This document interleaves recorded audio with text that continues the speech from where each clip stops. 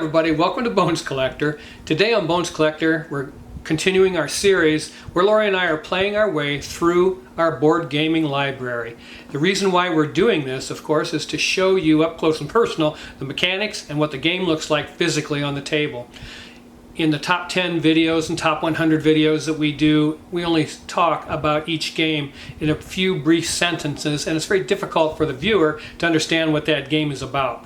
So I'm hoping that by doing this, you will have a clearer picture actually on how the game plays and what it looks like and whether you would like it or not, because ultimately that's why you're watching, right? So we're going to play a couple of games, 2 or 3 games each week, and make a video about it and pass it on to you, and I hope you enjoy them. Hey everybody, how you doing? We just got done playing Dune Imperium, and Dune Imperium came out in 2020.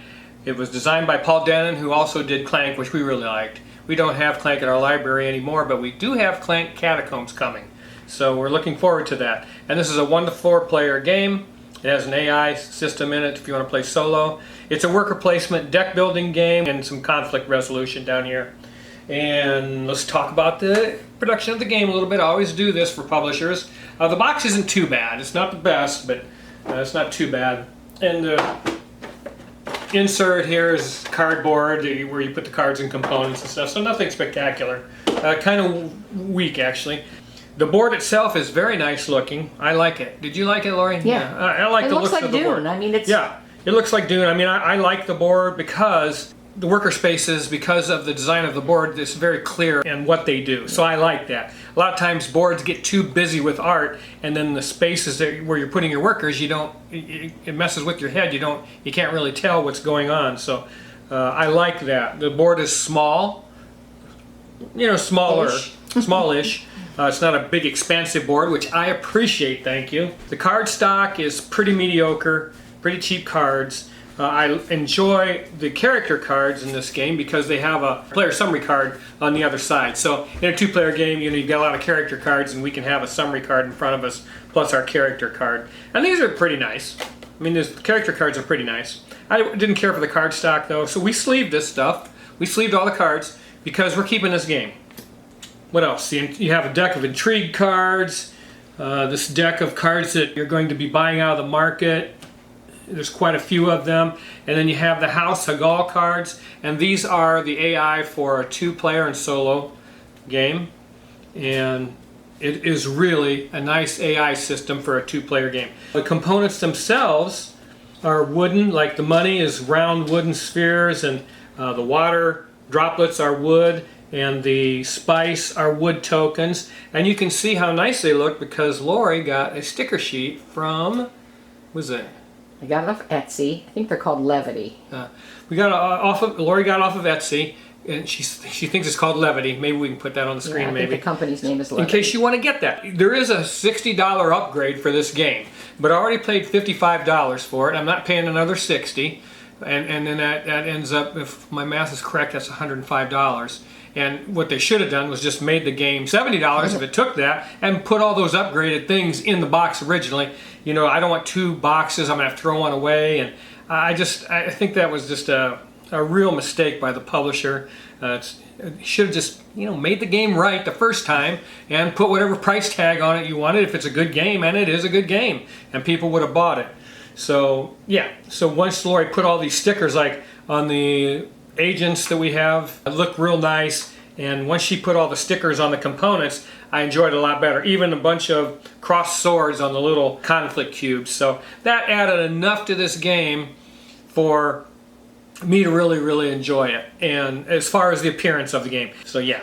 Okay, let's talk about the game itself. I said it was a deck builder and a worker placement game, and you start out the game with 2 workers that you're going to place on the board, and you have the ability to acquire a 3rd. It is a deck builder, so you're going to start out like every good deck builder with 10 cards, and your turn you're simply going to deal out 5 cards and use 2 of them to place the 2 workers that you have. The other 3 you will do on a reveal at the end of your turn, and this is persuasion. So I guess what you're doing when you're recruiting cards on the market, you're persuading them to join you and join your alliance. So at the end of your turn, after you've used 2 cards to place your workers, you're going to use the rest of your cards for the persuasion values on the bottom, and then you're going to be able to recruit cards for whatever cost is on the upper right hand corner and put those in your discard pile to shuffle in and use the next time you go through your deck. Now each card also has locations on it. Most of the time will have locations on them, and that's where you can place the worker if you play that card.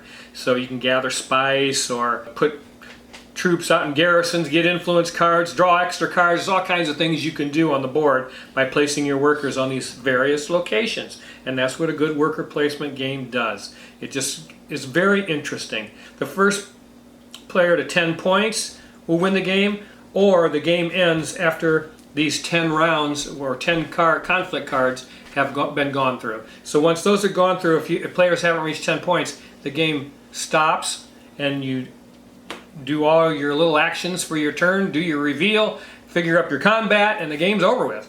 And so this isn't a point salad game. Like, it only goes up to 12. And I don't think yesterday we even made it to 10. didn't make it to 10, Yeah, no. the game ran out before we finished it, getting up to 10 points. And today we were able to get up there. But the conflict I wanted to talk about, and usually games that have a lot of take that in them, we don't like. And this game, I don't know, it doesn't feel that bad. When you're having this conflict thing, you don't have to go there. I mean, you do not have to be a part of the conflict. And if this AI, which is a very good AI, by the way, and I think one turn he had 8 combat cubes out there in the combat. So, I mean, I'm just not going there. You know, I mean, unless you are going last, then you can maybe place 1 cube out there and get the second place award, which, hey, that's a smart way to do this. But I watched Rado his review of this game, and he says he's not going to keep it because it was just too mean for him. And I don't want you to think that at all. It is not a mean game. There are, I think, how many cards did we take out? Did we? 2. I think We 2. took 2 cards. There's 2 cards where, oh yeah, I think 2 cards that took another player's cards away from them. In other words, I think one of them was your opponent loses 2 cards out of their hand. Well, I didn't like that. I don't like that card, so we removed it. Because you're busy making your plan. You got your 5 cards, and it just messes with the other person, and you're the one doing the messing with them. You're going to play that card and do the location, and they're going to lose 2 cards and hurt them. You're going to hurt them on their turn. I just don't feel it's necessary. It's no big deal. We took those 2 cards out of the game. It's our game. We get to do what we want to with it, so we did that. And then also we took a card out of the game that there's a card in this AI deck that says reshuffle. Just for time's sake, we took that out. We're just going to go through this deck and play 1 card after another. I'm not going to reshuffle when that card. I think it came up like the 4th card one time. It's like I'm not doing that. So, we just took that card out of the game. So yeah, we kind of designed it for our own liking, and you can do that too. I mean, and with those cards removed, then all you're left with is this conflict thing you have going on, and you get to choose if and when you want to go there. I mean, after your opponent and the AI have gone a couple times, you kind of, you're getting down in turns too, but maybe you've made a plan where you can, on your last turn, you've got a place you can go to put out some troops and take advantage of, maybe there's a low combat numbers out there, conflict numbers, and you can get out there and win 1st or 2nd place. And so you have to use your head about that. And I don't know, it just doesn't feel bad. No. I think every time I went to the conflict, I got something.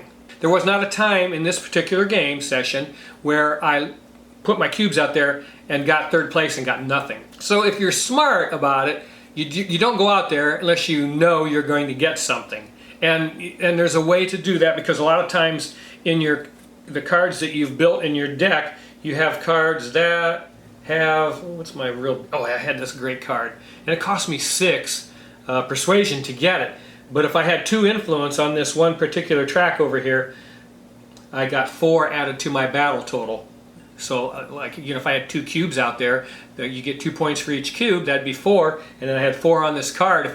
In my reveal phase, if I didn't use it for its location and get the 2 spice that's on there, then I just saved it to my reveal. Then if I had 2 influence on that track, I added 4 to my battle, and I would have 2, 4, 8. and that's a pretty nice total. And sometimes that'll be enough to win the battle and get first place. So you have to do those things. You know, if you're dealing out your 5 cards for this turn and you've got 2 of them, you know, maybe because I had another card, you have 2 of these daggers in your starting deck, and it's got a combat reveal on it.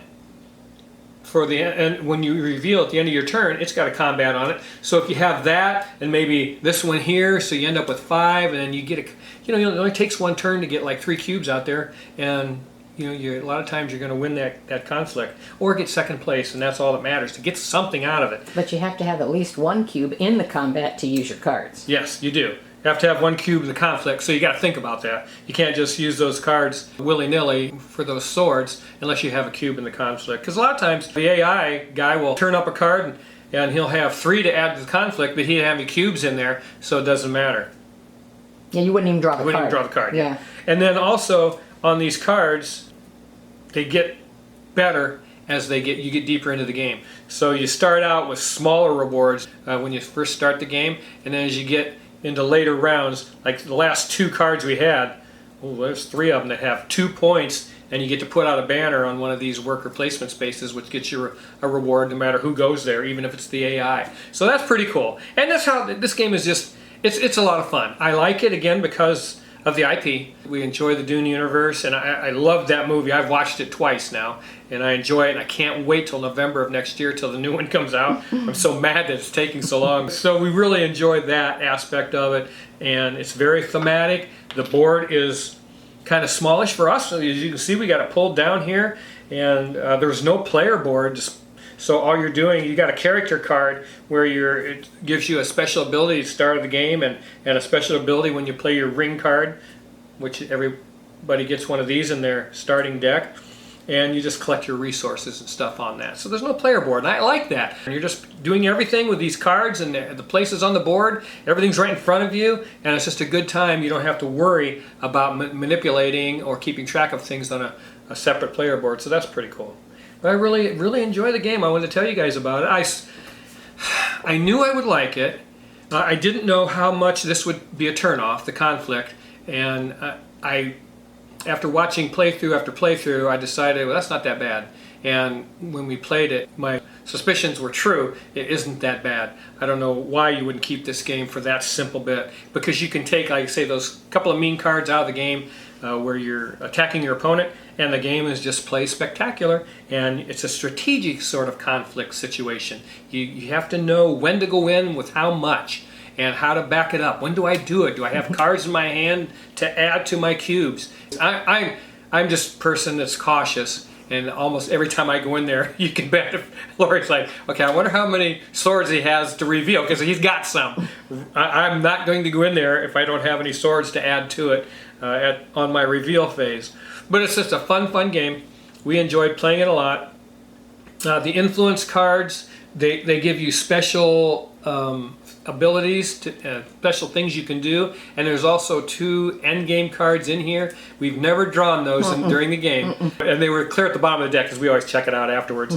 But they were clear at the bottom of the deck, and the endgame cards says if you have at least 2 the Spice Must Flow cards, and they cost 9 persuasion each, you get a point. And if you have more the Spice Must Flow than the opponent, you get another point. Ooh, I would have had that. That would have been awesome. That would have won the game for you. Yeah. I had 1 card and you had none. I would have got that. Dang it. You would have got 2 points for doing that. And so those are pretty cool. And there's combat cards in there too. In where? In the intrigue deck. Combat. Oh yeah, there's combat assist. Is that what you mean? Yeah. Yeah, there's combat assist cards in here too. And like this, for 2 spice, you can add 5 combat, and it's a one-time use. I mean, getting 10 points wins the game. So if it's at the end of the game, and you would probably save this card, and then at the end of the game, when those 2-point battles are going on, and you're sitting on 8, you're gonna. I'm going all in on conflict this turn because I got this card, and that's the type of strategy you're going to build, the type of tapestry you're going to weave when you're playing this game, and I really like it. There's faction abilities that you can trigger because you've gotten some Fremen cards, and if they show up together, they're going to do something special. These over here, some of the cards have those house names on them, or whatever those are. Yeah, they're houses. Houses, and then if you play those together, came up together in your hand, then they're going to trigger a special ability also. So you have to look for those things when you're buying things out, just like any deck builder. You're trying to get factions together so that you can trigger special abilities and combo things, and it's a lot of fun to try to work through that as you're playing this game. There's just enough going on for us. I would call this a very medium weight, not even medium heavy. It's a medium weight game. Yeah, it's a wonderful game. Again, a little bit slipshod on the production. Not bad. I mean, it's not bad. I don't want to give you that impression, but like this board is very thin, and even though it's attractive, it's thin. It reminds me of Horrified's board. I felt the same. It has a mass-produced feel to it. It's not a real thick game board, but guess what? It lays flat, and that's all you need. And I can't stand it when boards don't lay flat. But it's very good to look at. Again, very clear, and I enjoy that because when you're playing the game, you want to know what those spaces do and where they're at, and without a bunch of eye candy on there confusing you and your senses when you're playing a board game like this. So yeah, Again, the production is fine. It isn't great. I think for $55, which is what I paid for this game, I thought it could have been a lot better. Again, and it should have contained that sticker sheet to put sticker faces on these agents and all these tokens and cubes and put stickers on them. Come on. I mean, it's just... And then they offer a $60 upgrade pack. Yeah, you can keep that. I'm not doing that. We did take us a little over an hour. And that was my fault because there was a couple of turns I just sat there, didn't I? Yes, he did. He got some AP going on. I just sat there. I'm like, what am I going to do? Because backed up a couple times. I mean, because you want to have, sometimes you're going to have to do something in order to do something else. You got to do that first. So I just got. But I think an hour would be doable if you've played it more. After you play it a couple times. So yeah, we're 2 games into it, but again, I've watched it played so many times. I knew what I was going to do and how it was going to play, and I was correct. We do like it. We are going to keep it. I mean, I like Terraforming Mars when we had that, and it had some conflict cards in it that we removed from the game. It didn't seem to hurt that game at all either. I mean, we're like that. One stupid card that's too aggressive, or one stupid card that we don't like, we just take it out of the game, put it in an envelope, and stick it in the bottom of the box, and that way, if you move the game on or sell it to somebody, it's still 100% complete. You don't want to throw the cards away. We just remove them. That's all, and put them in an envelope, and we don't play like that. And the game is fascinating and fine to play without those couple of cards that removed. You're not going to get through either one of those decks in a game with 2 people. Yeah. Okay, we did leave a couple of interactive cards in here, and it's called the Gunthopter. There's a couple of them in the game, so each player can get one, because we only play 2-player. And then if you use this location, your opponent has to take one of their cubes out of their garrison, which is not that hurtful, so we decided to leave that in there because it had a nice effect on the bottom. If you use this for a reveal step, it adds 3 to your conflict total, and also says you may deploy a troop from your garrison, so that might put you over the top if you really need to win that conflict.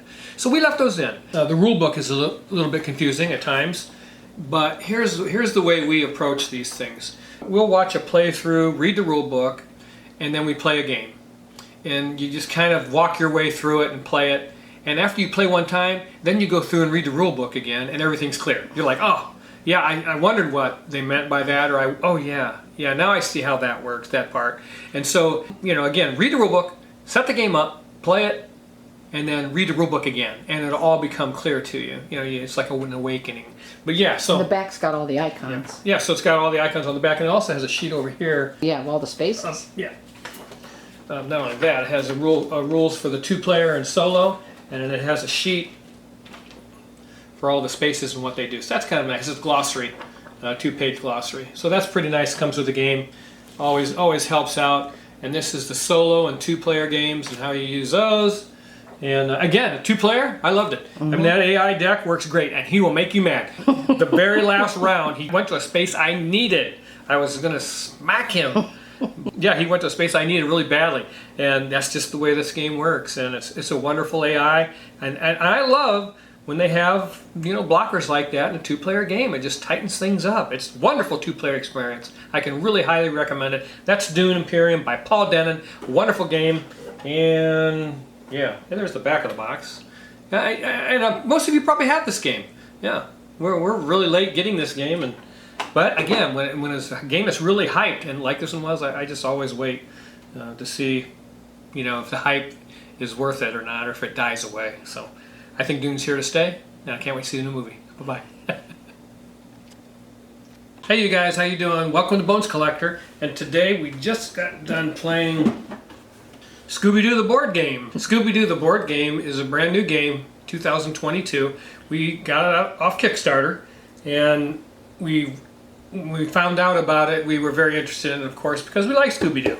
We like the miniatures that the game came with, and I'll talk about those in a minute, but this is a cooperative adventure board game. As in all cooperative games, there's one way to win and 3 ways to lose. There's always more ways to lose. So let's go over those real quick. The way you win this game is you have trap cards right here that you have to complete, and when you complete all 4 of those traps, you win the game. You lose by not having enough cards to draw when it's your turn to draw cards from the Scooby Gang deck. And if there's no cards there to draw, you're going to lose. And you're going to lose when you don't have enough monster tokens. When you're going to place one of those and there's no monster tokens to put out, you're going to lose. And then also, if you have 3 haunted locations, you're going to lose. And they give you a couple of tiles, 2 of them, you can put down when a location becomes haunted. And then the 3rd time that happens, of course, you're going to lose. But let's talk about the game components themselves. It's a pretty nice box it comes with. Supposedly it glows in the dark. Have we been able to get it to work? It glows a little bit, but not very much. Yeah, it's supposed to glow in the dark, and I don't think it performs up to snuff. But the box is kind of small. The board is small. The box is smallish. These are extra trap cards. We get quite a few of them. And then you have, this is a Kickstarter, and you've got 2 different trays where the miniatures go in. And with this particular game, we got 9 monsters. With this Kickstarter, I don't know if there's a retail version. Lori says there is one. But you get 3, just the 3 that fit in that top tray. And you just get 3 that fit in the top tray in the retail version. I forget which 3. And it probably is pretty inexpensive, I would think, for I don't know. It just came out, so I don't know. Yeah, it just came out. We just took delivery on it, and we've played it enough. I played it 3 times, 4 times. We played it 4 times. Mm-hmm. And I enjoy it. But the thing I want to talk some more about the components of the game. And the thing I like the most, of course, are these painted minis. Thank you, Simon Games. If these were gray plastic pieces, I would not even have thought about backing this game. And that's the reason why I don't back Simon Games in particular, because they give you all those plastic pieces that come unpainted. It just ruins the game for me, and I just don't like them. So thank you for painting these miniatures of the Scooby Gang and all the monsters. They're so cool. I mean, there's some really, really nice looking miniatures here, all painted up. They look great. They're nice and, they're heavy enough that they feel nice in your hand. And I mean, look at that guy. Just really, really cool miniatures. And this witch. We just got done playing with this guy. He's my favorite. The blue ghost or whatever. Green ghost. The green ghost. He's awesome. He looks blue, but he's green. And then, of course, the gang members are all painted and look fantastic. And Scooby, and you get Scrappy-Doo. Where's Scrappy? Scrappy-Doo right there. Space, yeah. And Fred, and Scooby, Shaggy, Velma, and Daphne. So those are those parts. The board, I told you, is kind of small, and I like that. I don't want it to be too big. The art on the board is very Scooby-Doo-ish, kind of cartoonish. You got the malt shop location and Funland and Vasquez Castle, the graveyard, ships, Wolf's End Lodge, things like that. And then you also have cardboard tokens for visitor tokens, and then you got these monster footprints that you can use to track where the monster is going to go, because you need to know that. Otherwise, you could find yourself in a pickle. Then you have ability tokens that go on your character cards, and each one of those Scooby Gang characters has a separate card with some warehousing ability where you're going to gather tokens to put on there so you can complete those traps. And then they also have an ability and an ability token that goes on the card, a one-time thing. Once you use that ability, it's done for the game. So you want to make sure that you're using that when you need it the most. And you get one for each character, as I said. And then one monster card for each monster in the game. And each monster has a different ability. And you can play with more than one monster. The witch and the creeper, Zombie. Witch and the zombie can play together, so you can use 2 monsters. And that makes it a little more difficult when you have 2 of them going around, because it's taking up locations on the board where you can't go. So that kind of makes it a little tougher.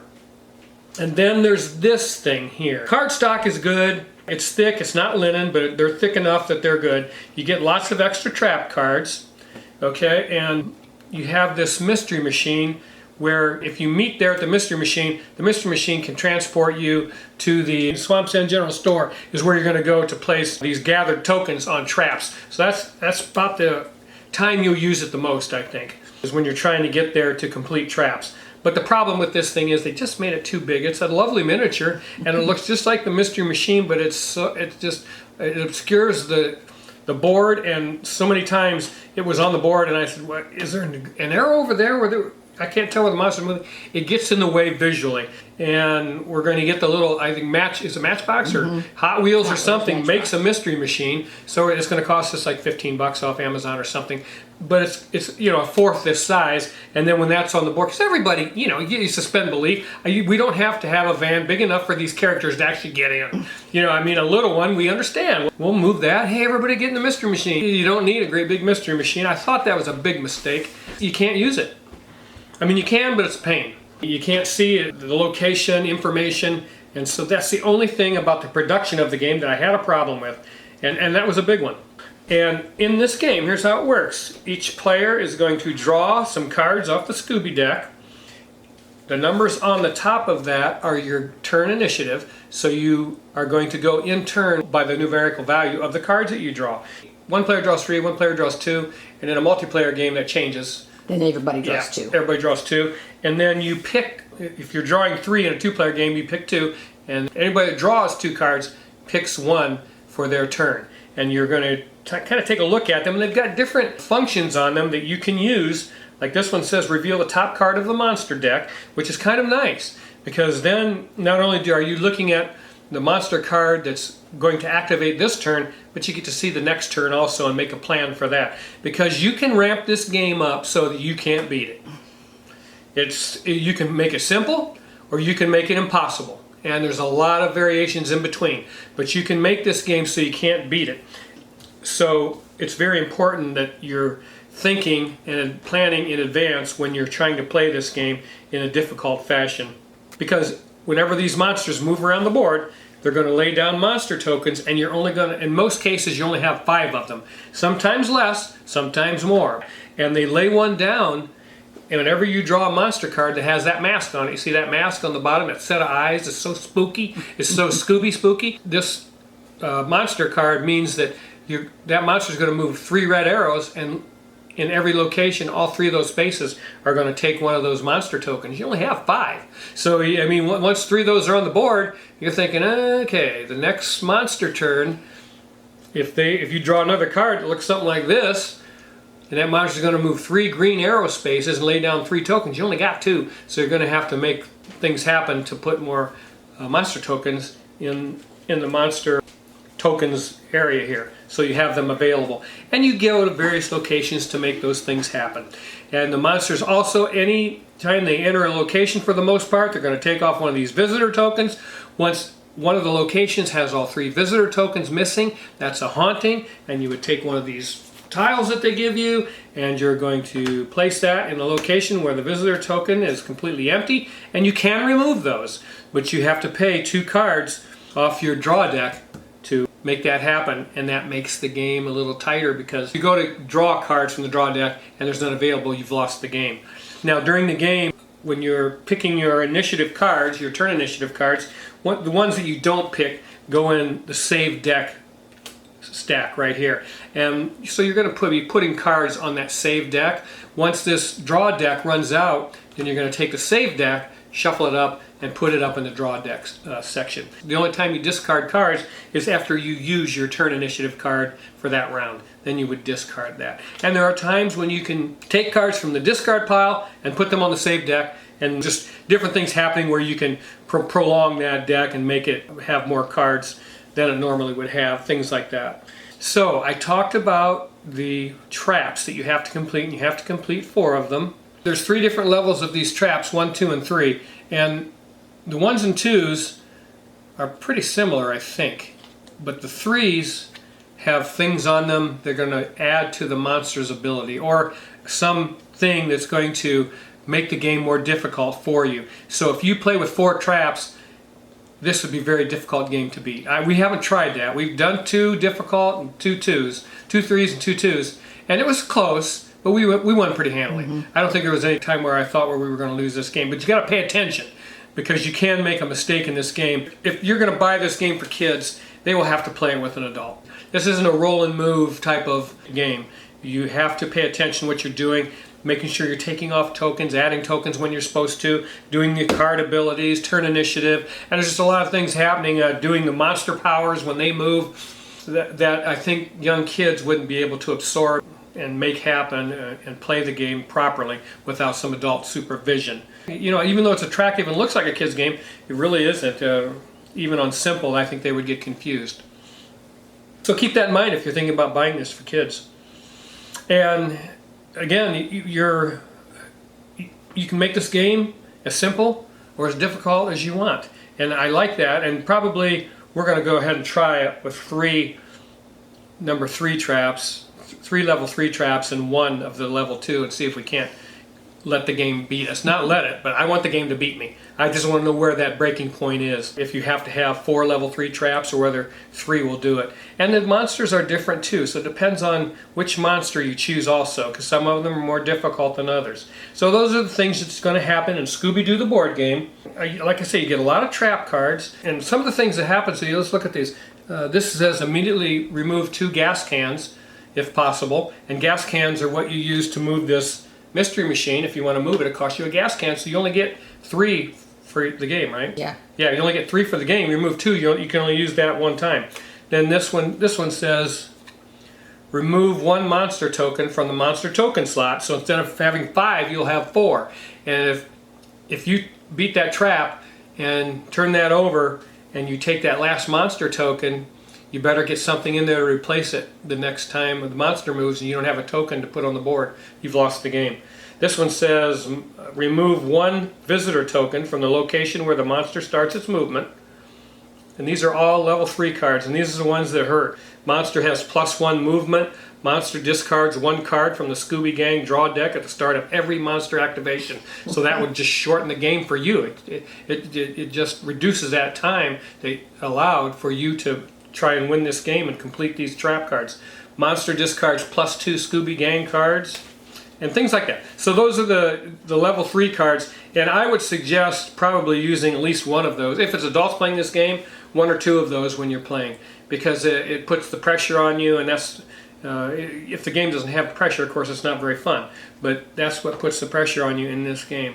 So yeah, I mean, it's again, you can play it with 4 level 3 cards, because the first one you complete is going to do something bad to you, and you have to be able to overcome that the entire game sometimes, because it's active for every monster activation or something like that. So sometimes those cards will do that. These monster trap cards that you're trying to complete, you have to complete them 1 at a time. So that makes the game more difficult, decidedly more difficult, and you have to go to this 1 location to drop off tokens on the traps. So when you go up there, it's nice to have enough to finish a card and then maybe start another one. You have to finish one to start the next one. So if you have started this trap, you have to finish it before you can move on to the next one, and that's something you have to plan for. And then if you're moving around this board and the monster is in this traps crafting location where you want to drop off some tokens onto the trap cards, when you go into a monster space deliberately, you have to pay by taking 2 cards off the draw deck and putting them in the discard pile. And we did that because we could see we were going to win the game, and it wasn't that costly for us, and we had quite a few cards left, and we just went ahead and did that. Oh, if a monster ends its turn on your space, that's called frightening, and you lose 2 cards. Yeah, you lose 2 cards from the draw deck into the discard pile if that happens too. I mean, there's other variations in the game. Some of the cards say you can't be frightened this turn, and things like that. So those things come into play also. And again, it's cool because it's Scooby-Doo, and we even put on some Scooby-Doo theme music while we were playing, and enjoyed that. I mean, this is a beloved cartoon by many people and remembered from their childhood, and it's worth getting for that if that is a thing with you. If you enjoy the Scooby-Doo universe and the movies and the characters, and make the voices when you play this game, Scooby's voice talking to Shaggy or whatever. I mean, you can do all kinds of stuff like that, and it's a lot of fun because of it. But yeah, we couldn't wait to play this game. I was glad I was able to do this video because this is an IP game, and then Dune Imperium was also on this particular video, and I really enjoyed that IP game. That was one of the better IP games I've ever played, Dune Imperium, and I really enjoyed that. But yeah, this is Scooby-Doo, the board game. I think it's I don't know if it's available retail, but it will be soon. And this was a Kickstarter version where you get 9 monsters instead of 3. And I love the painted miniatures. Thank you, CMON. I don't buy CMON games. It's just I've not cared for many of their games. I have Lorenzo Il Magnifico, which I enjoyed tremendously. Fairy Tale Inn. Fairy Tale Inn was a very good one. So I have those 2 games, and usually I don't like Blood Rage and Rising Sun. They just come with those gray pieces of plastic. They're unpainted. Just does nothing for me, and so I just don't enjoy their games for the most part. But thank you for CMON for painting these miniatures because they're lovely. They look great on the table. It's fun, and it's again a game where you can adjust the difficulty, and that's very important in a cooperative adventure game, and it happens here in Scooby-Doo the board game. So that's it. I hope you enjoyed it and get a chance to play it and check it out. Okay, everybody, that was a couple of games out of our library that we wanted to share with you. We're doing this video series to show you a little more in-depth about the games that we have in our library and what it's like to play them so that you can take a look at them physically, what they look like on the table. And also I wanted to tell you that these videos probably don't come out as often or as frequent as I would like them to because we're very busy. We have lives that we continue on with, and with grandchildren and so forth, and children that we have, and so we're very busy in that regard, like you guys are. And I don't ask for money. I don't get paid for this at all. Lori and I just do this because we want to share our passion. The only payday that I get is when you comment on the videos or when you tell me. I think one of my viewers, Christoph, told me, hey, I bought a copy of Aqualin because you recommended it and I played it with my kids and we loved the game. You were correct. It's a very good game. That's my payday. That's the type of thing that make me feel good. It goes way beyond a monetary reward, and thank you for those comments, and please keep them coming. We'll try to get back to you as often as we possibly can. I love every one of you guys. I hope you enjoyed this video, and we'll try to get them out as soon as possible. Bye-bye.